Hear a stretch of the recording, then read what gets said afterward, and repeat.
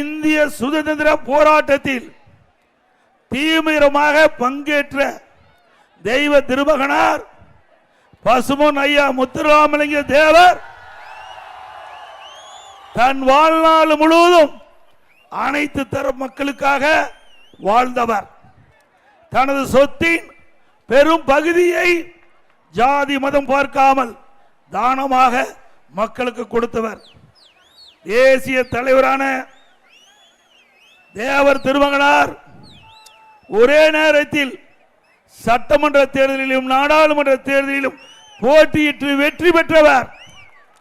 தமிழ்நாடு குறிப்பா தென் மாவட்ட மக்கள் நெஞ்சங்களிலே நீக்கா வாழும் பசும்பொன் ஐயா முத்துராமலிங்க தேவர் அவர்களுக்கு நாட்டின் உயரிய விருதான பாரத ரத்னா விருதினை வழங்க வேண்டும் என்று அதிமுக சார்பா மத்திய அரசிடம் கோரிக்கை வைப்பு. அதை நிறைவேற்றுவதற்கு அனைத்து முயற்சியும் அதிமுக கட்சி எடுக்கும்.